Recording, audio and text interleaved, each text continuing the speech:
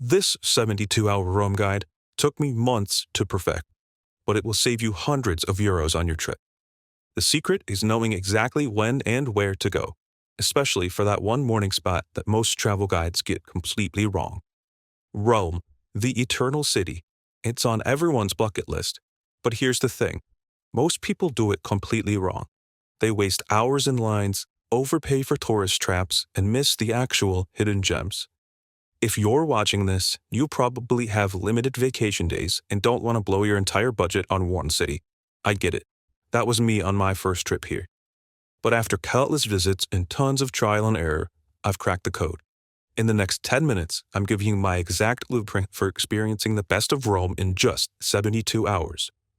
We're talking about the secret entrance that lets you skip the 2-hour Vatican line, where to get authentic pasta for just €8, that hidden viewpoint spot that even locals don't know about, and exact morning timing that will save you hours of waiting.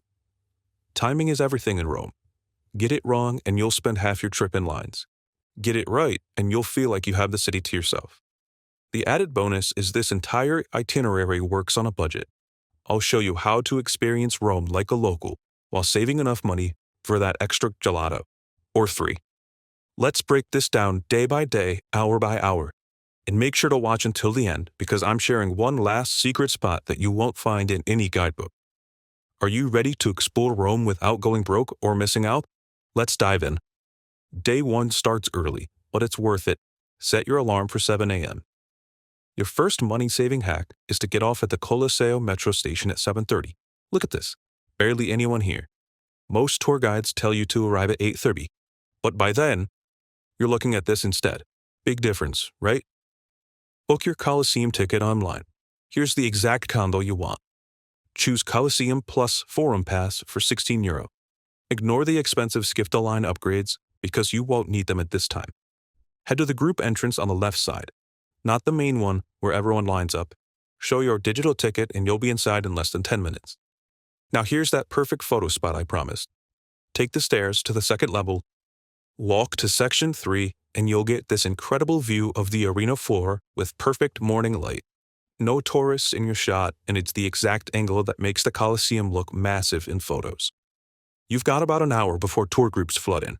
That's plenty of time to explore both levels and get your photos. By 9:30, you'll want to be heading to the Roman Forum. Your Colosseum ticket includes this, so don't let anyone sell you a separate ticket. For lunch, I'll show you a local spot in Monte where Romans actually eat during their break. But first, most people wander the Forum randomly, but we're taking this specific route to hit the highlights and the hidden spots in just 90 minutes. Follow this path past the Temple of Vesta. Here's a secret viewpoint.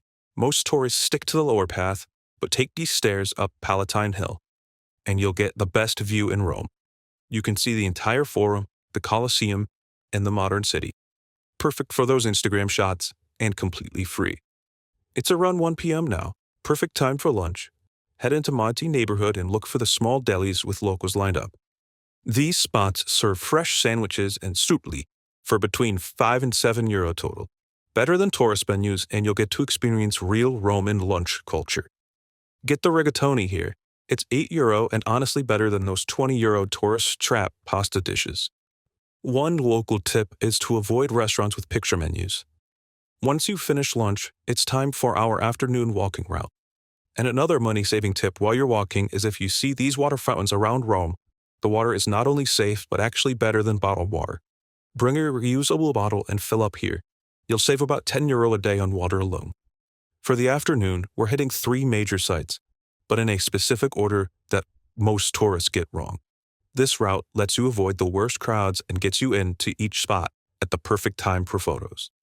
First stop is the Pantheon. Everyone rushes here in the morning, but the thing is, around 2:30 p.m., the light comes through the oculus in the most incredible way. And it's completely free. Stand right here in the center and look up. This is that perfect shot you've seen on Instagram. The light beam only hits this exact spot for about an hour each day. Now, instead of taking the main tourist street to our next stop, we're going this way. These back alleys aren't just more scenic, they're where you'll find gelato for €2 instead of €5. These places have some of the best pistachio gelato in Rome. If they're using bright green pistachio, it's artificial. real pistachio gelato should look brown. It's around 4 p.m. now. Perfect timing for the Trevi Fountain. Most guides will send you here at sunset, but that's actually the worst time because of the amount of people that are there. Look at how much space we have now. For sunset, we're heading to a spot that most tourists completely miss. Everyone goes to the Spanish Steps, but I've got something better. Welcome to the Orange Garden on Aventine Hill. Free entry, virtually no crowds, and a beautiful sunset view over the entire city. Now let's talk dinner strategy. After 8 p.m., follow the locals back to Monte neighborhood. These side streets have restaurants where you can get a full dinner with line for under €15. End your night with a walk back past the Forum. It's all lit up at night and honestly magical. Plus, you'll get to see the Colosseum lit up, a totally different experience from our morning visit. Time for day 2, and yes, another early start. But I'm going to save you hours of waiting and at least €30. Everybody tells you to book Vatican Museum tickets online, and they're right, but they don't tell you about this entrance. Instead of the main entrance where everybody lines up, walk 5 minutes around the corner to Viale Vaticano 100. This secondary entrance opened at 8 a.m. and hardly anybody knows about it. Book your ticket for 8:30, not earlier, not later. Why? Because the tour groups book 9 a.m. slots and the cruise ship crowds usually arrive around 10. Once inside, ignore the crowd following their guides to the right. Instead, go straight to the Sistine Chapel. Going this way, you'll reach the chapel in about 10 minutes. Most people take 2 hours to get here because they stop at every single room first. Trust me, you'll enjoy the other galleries much more without hundreds of people around, and you'll still see everything, just in a smarter order. After the Sistine Chapel, there's a special door reserved for tour groups that leads directly to St. Peter's Basilica. Most people miss it and end up walking 20 minutes around the walls to stand in another hour-long line. It's on the right side as you exit the chapel. Just follow the signs that say tour groups. And yes, you can use it even if you're not with a tour. This alone saves you about 90 minutes of waiting.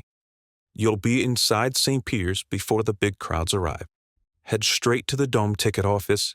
For €8, you can climb to the top, and in the morning light, you'll get the best pictures of Rome. It's around 11:30 now. Perfect timing to explore the Borgo neighborhood. Everyone rushes from the Vatican straight to Trastevere, missing these beautiful streets where you can still find espresso for €1.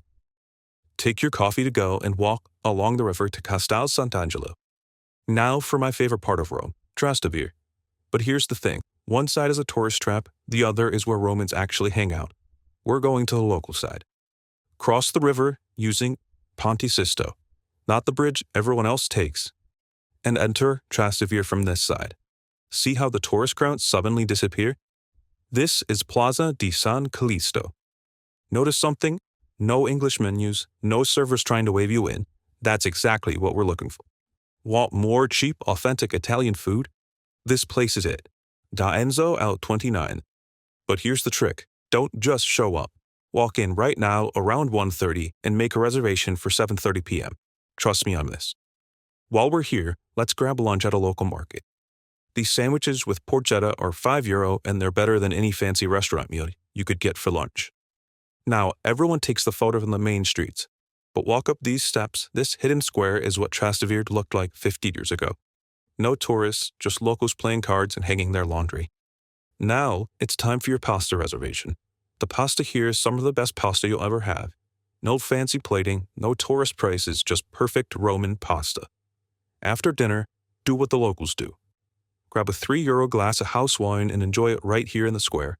It's completely normal and legal to drink outside in Rome. Time for your final 24 hours, and we're starting at Rome's best-kept secret, Mercato Trionfale. This is where actual Romans do their shopping. Breakfast like a local and grab a fresh cornetto and cappuccino from a corner bar.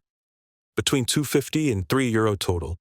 Now we're heading to Quartiere Copete, a neighborhood so hidden that most Romans don't even know about it. You won't find this in typical guides. Look at this architecture. It's like stepping into a fairy tale. Perfect for photos, and since nobody knows about it, you won't have to wait for other tourists to move. Next up, we're going to Monte neighborhood. Everyone rushes to the Spanish Steps for shopping, but this is where young Romans actually hang out. These vintage shops have better prices and more unique finds. Now, here's one more secret spot that I promised. Everybody goes to Vittoriano for city views and pays €12. But instead, take these hidden stairs up to the back of Capitoline Hill. Look at this view. You can see the entire forum and it's completely free.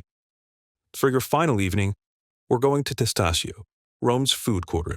This is where all the food tours go, but I'm going to show you how to do it for quarter of the price.